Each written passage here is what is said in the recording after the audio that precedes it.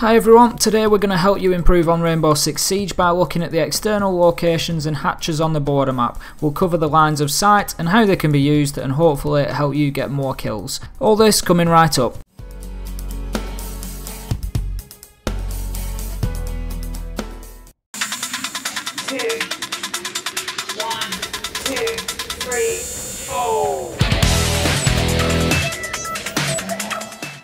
Hi everyone and welcome back to Enough is Enough. I'm Ace of Pyrite and I'm really glad to be back behind the microphone again, bringing you another episode of the Enough is Enough map guide.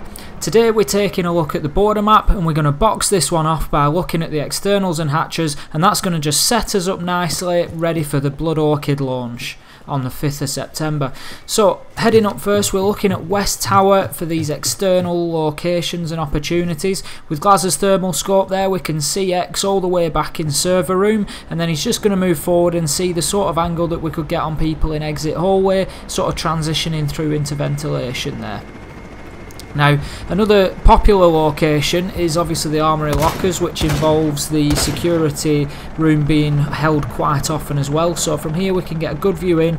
Now that is providing an excellent angle onto any double mirrors placed on that armoury lockers wall, and as you can see, you can also cover your teammates there for any jump outs or any sort of shooting through the security room window. As soon as a few shots go in there, people are going to start backing off.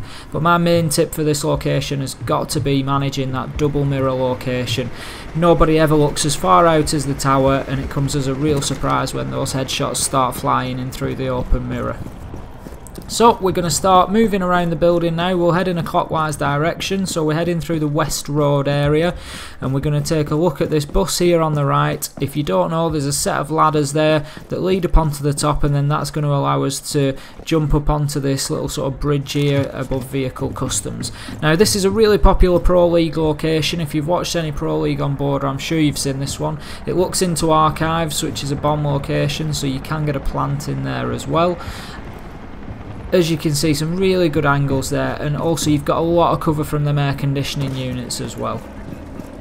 So if we head through crash scene, we're going to just rappel up here, and I'm going to give you another little angle. Obviously you get a little bit lower, keep yourself more in cover, but that's giving you another good view down the balcony there into Archives.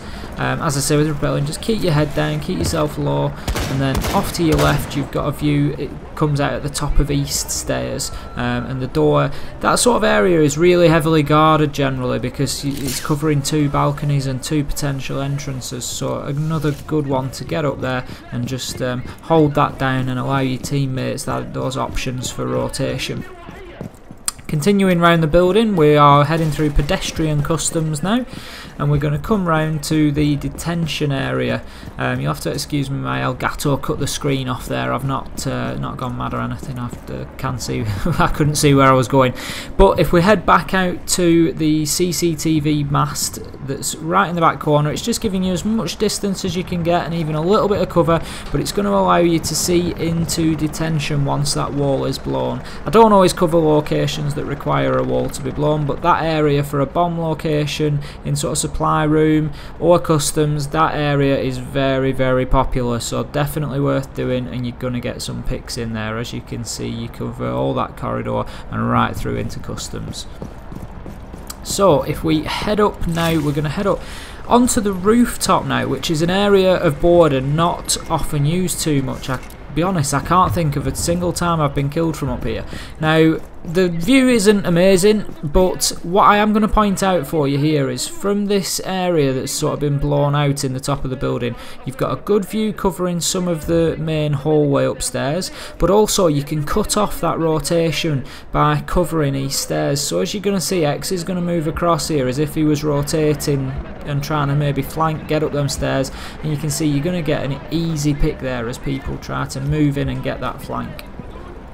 So that's it for the external locations that I would recommend on Border. I'm sure there's plenty more. We'd love to hear what they are. Give us a shout in the comments. And now we're going to just cover the hatches. There's 5 hatches on Border. It's only 2 floors of a map, so obviously all the hatches are on the same floor. And the first one we're going to take a look at is here in Officers. Now this looks down into Tellers and can be a really useful hatch because Tellers is a location not often used as an objective. It's a very small room, but these areas that you can see that I'm showing you now covered by this hatch are really popular hiding spots because it tends to be hit from the single window just off to the right of where I was looking there, so people do tend to hide back there and you're gonna get good picks. Second hatch that we've got is in Archives, and now that's above Workshop, so that's looking into the workshop area, a good potential drop-in location if you're trying to move into server or ventilation room areas. Also good for getting picks on the people who are sort of hiding in the back there. And then if we move through, there's another hatch, the third one, not located too far away, in the Armory desk area, the little room within Armory lockers. Now you're a little restricted on view here, but again those 2 locations are very popular for people trying to hold server room, just getting in there behind them servers, getting the cover. So again, that's going to completely remove that option for people to do that. Moving through main hallway into break room and through to security room, we can see probably one of the most open hatches in the entire game. I can't think of many that have got a better scope of view than this one. So going through from security room into the customs inspection area, you can see into almost every corner of the room because this hatch is just so open up above here. So you can see X there moving through the metal detector, and then again he puts a few shots up so that we can see where he's going. Popular location to hide in these corners, get under those desks, and that's going to help you just root them people out. Also not often reinforce these ones, so always worth a look. Now X has just blown the second hatch and security room out for us, and as you can see it goes into that small customs desk room. So again, the view isn't amazing, you're quite restricted by the walls upstairs, more of a transitional hatch really. The only other thing I'd say about the hatches is the hatch that's in server room just on the inside that goes between Armory desk and server room is actually really useful from below as well. If you're playing against a team that are defensive up there, you can pop a frag up there and that's going to move anybody out of that room, so another little use for it there. Now that's everything that we've got for you on the externals and hatches for Border.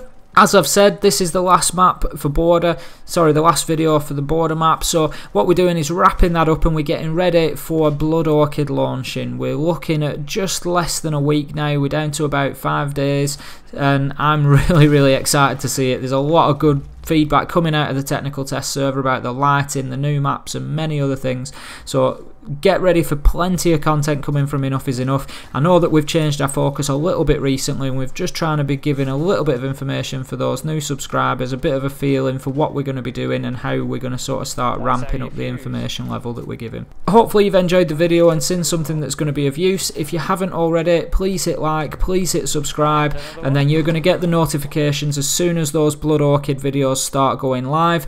We intend to do the entire theme park map, 5 videos that we would normally do to cover a map. We're going to do those all on the first day of launch for Blood Orchid, so please keep watching, get ready for those, and hopefully that's going to be useful and get you straight up to speed. Hopefully you've seen something that's going to help you say enough is enough and stop being that easy kill, and we'll see you next time.